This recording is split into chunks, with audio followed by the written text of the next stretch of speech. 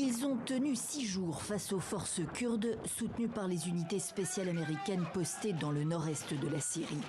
Les combattants djihadistes retranchés dans la prison El Sina, qu'ils avaient attaqué de façon spectaculaire à Assaké le 20 janvier, n'ont pas fait le poids, si l'on s'en tient aux forces démocratiques syriennes.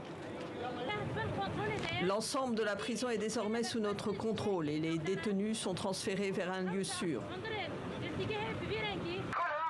Pas moins de 9000 combattants, FDS et forces locales ont été mobilisés, ajoute la haut responsable, pour reprendre le centre pénitentiaire, passé au peigne fin, cellule après cellule.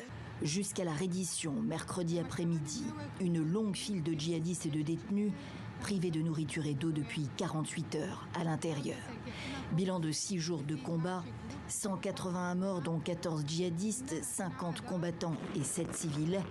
La fin de l'assaut djihadiste le plus important depuis la fin de l'État islamique en 2019.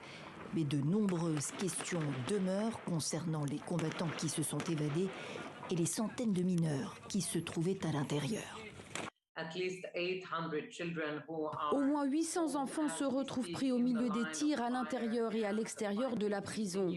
Ces enfants sont probablement témoins d'atrocités auxquelles aucun enfant ne devrait assister. Il faut les sortir de là aussi vite que possible et c'est pourquoi nous avons appelé à la mise en place d'un corridor humanitaire afin de les évacuer vers des lieux sûrs. Où se trouvent ces mineurs aujourd'hui? Les forces kurdes syriennes ne donnent aucune indication à ce sujet.